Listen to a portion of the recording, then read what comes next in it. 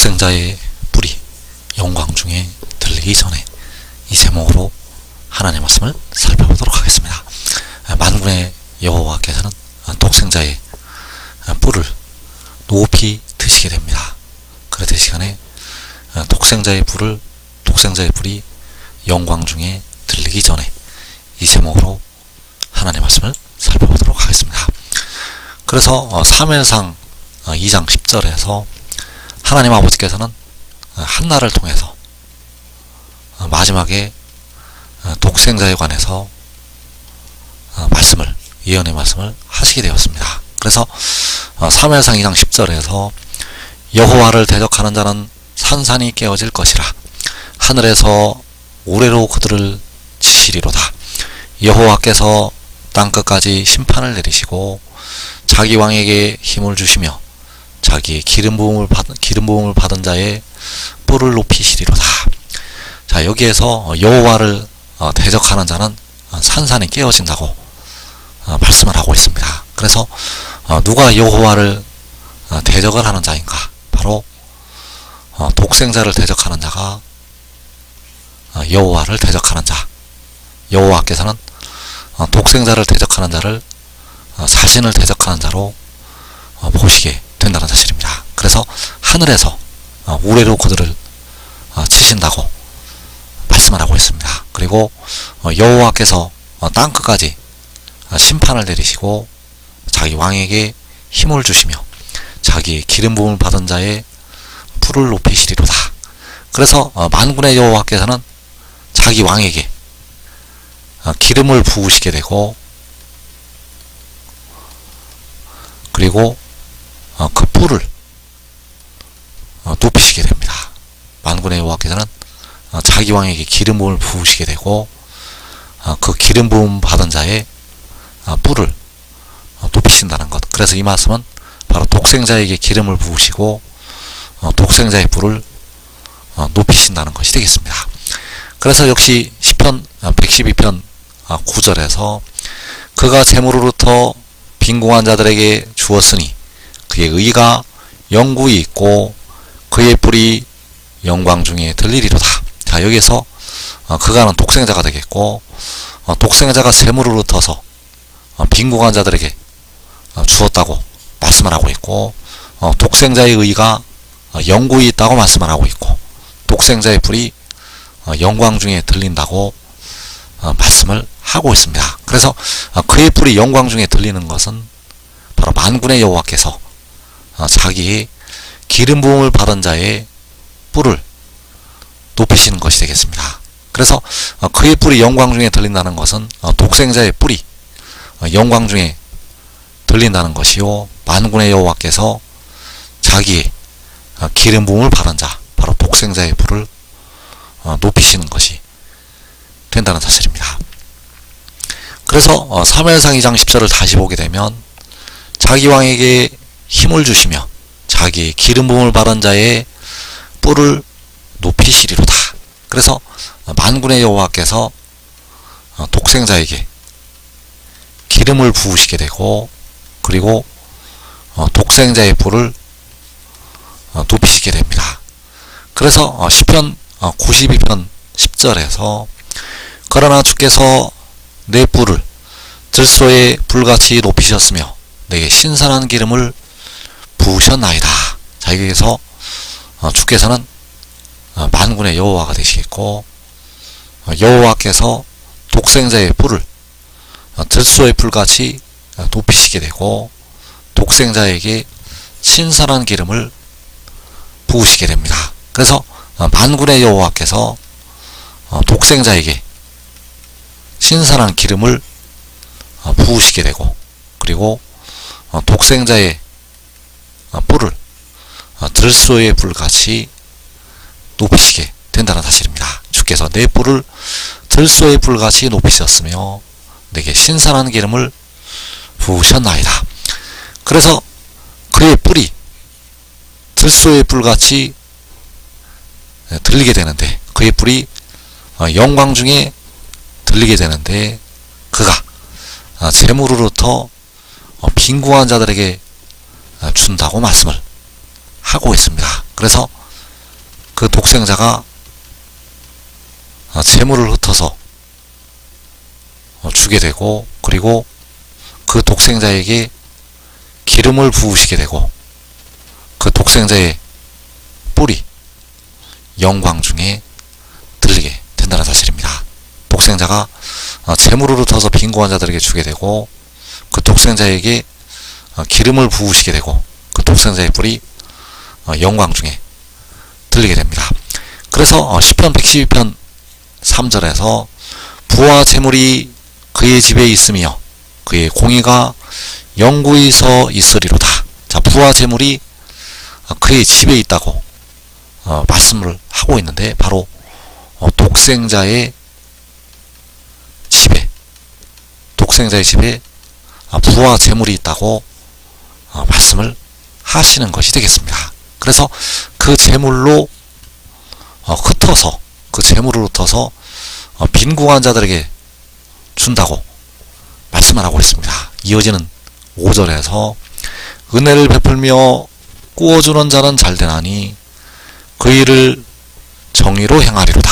자, 은혜를 베풀며 꾸어주는 자, 바로 꾸어준다는 것은 빈궁한 자들에게 재물을 흩어서 주는 것, 그 재물을 흩어 주는 것을 정의로 행한다고 말씀을 하고 있습니다. 그 일을 정의로 행한다는 것은 은혜를 베풀며 꾸어주는 일을 정의로 행하는 것. 그래서 그의 뿔이 영광 중에 들리게 되는데, 그의 뿔이 영광 중에 들리기 전에 그에게 기름을 부으시게 되고, 그에게 기름을 부으시기 전에 재물을 흩어서 빈궁한 자들에게 주게 됩니다. 그래서 시편 112편 9절을 다시 보게 되면, 그가 재물을 흩어 빈궁한 자들에게 주었으니 그의 의가 영구히 있고 그의 뿔이 영광 중에 들리리로다. 또 시편 112편 5절에서 은혜를 베풀며 꾸어주는 자는 잘되나니 그 일을 정의로 행하리로다. 또 시편 37편 26절에서 그는 종일토록 은혜를 베풀고 꾸어주니 그의 자손이 복을 받는도다. 자, 여기에서 그는 바로 독생자가 되겠고, 독생자는 종일토록 은혜를 베풀고 꾸어준다고 말씀을 하고 있습니다. 또 시편 112편 5절에서 은혜를 베풀며 꾸어주는 자는 잘 된다고 말씀을 하고 있습니다. 그래서 독생자가 종일토록 은혜를 베풀며 꾸어주게 되고, 그 은혜를 베풀며 꾸어주는 자는 그 일을 정의로 행한다고 말씀을 하는 것이 되겠습니다. 그래서 그가 종일토록 은혜를 베풀고 꾸어주는 것이 바로 시편 112편 9절에서 그가 재물을 흩어서 빈궁한 자들에게 주는 것이 된다는 사실입니다. 그래서 만군의 여호와께서 그에게 기름을 부으시게 되고 그의 뿔을 높이시게 되고, 그의 뿔을 높이시기 전에 그에게 기름을 부으시게 되고, 그가 종일토록 구워주게 됩니다. 그래서 종일토록 구워준 뒤에 만군의 여호와께서는 그에게 기름을 부으시게 되고 그의 뿔을 높이시게 된다는 사실입니다. 그래서 시편 37편 26절에서 그는 종일토록 은혜를 베풀고 구워주니 그의 자손이 복을 받는도다. 자, 그의 자손은 이사야 59장 21절에서 그의 후손이라고 할 때 그의 후손이 되겠고, 그의 후손이 복을 받는다고 말씀을 하고 있습니다. 그래서 그가 종일토록 은혜를 베풀고 구워주게 되는데, 그가 바로 독생자. 그래서 시편 37편 30절에서 의인의 입은 지혜로우며 그의 혀는 정의를 말하며 그의 마음에는 하나님의 법이 있으니 그의 걸음은 실족함이 없으리로다. 자, 의인의 입은 지혜롭다고 말씀을 하고 있고, 그의 혀는 정의를 말한다고 말씀을 하고 있고, 그의 마음에는 하나님의 법이 있다고 말씀을 하고 있고, 그의 걸음은 실족함이 없다고 말씀을 하고 있습니다. 바로 독생자의 입은 지혜롭고, 독생자의 혀는 정의를 말하고, 독생자의 마음에는 하나님의 법이 있고, 독생자의 걸음은 실족함이 없다고 말씀을 하는 것이 되겠습니다. 그래서 그의 마음은 바로 독생자의 마음이요, 그 마음에는 하나님의 법이 있다고 말씀을 하고 있습니다. 그래서 이 법이 바로 하나님의 법이요, 이 법은 로마서 8장에서 말씀하는 그리스도 예수 우리 주 안에 있는 생명의 그 영의 법, 생명의 그 영의 법은 하나님의 법이요, 아버지의 말씀. 그래서 이 법을 통해서, 이 말씀을 통해서 백성들이 영과 몸까지 의에 이르러서 살게 된다는 사실입니다. 그래서 그가 종일토록 은혜를 베풀고 꾸어주게 되는데, 이 일이 마지막 환난 전에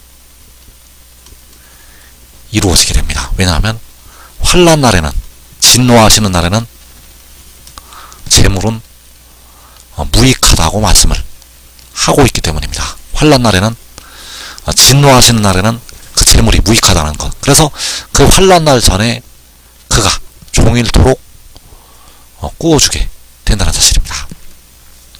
그래서 시편 112편 4절에서 정직한 자에게는 흑암 중에 빛이 일어나나니 그는 자비롭고 긍휼이 많으며 의로운 이로다. 자, 정직한 자에게는 흑암 중에 빛이 일어난다고 말씀을 하고 있는데, 바로 독생자에게 흑암 중에 빛이 일어난다고 말씀을 하시는 것이 되겠습니다. 그래서 독생자는 자비롭고 긍휼이 많고 의로운 이라고 말씀을 하고 있습니다. 그래서 정직한 자에게 흑암 중에 빛이 일어나게 되는데, 바로 만군의 여호와께서 그 열심으로 그 일을 이루시기 때문입니다. 그래서 마태복음 13장 44절에서 천국은 마치 밭에 감추인 보와 같으니 사람이 이를 발견한 후 숨겨두고 기뻐하며 돌아가서 자기의 소유를 다 팔아 그 밭을 사느니라. 자, 천국은 마치 밭에 감추인 보화와 같다고 말씀을 하고 있습니다. 그래서 하나님께서 정직한 자에게 흑암 중에 빛이 일어나게 하시고 종일토록 은혜를 베풀며 꾸어주게 하시고, 그 성소로 그 의인들의 장막으로 의의 나무들을 모으시게 됩니다. 그래서 지금 하늘을 믿고 순종하는 자들은 살아서 그 작은 성읍에서 그 밭에 감추인 보화와 같은 천국에서 먼저 영생으로 들어가게 됩니다. 이 복된 자리에 꼭 들어가기를 축원합니다.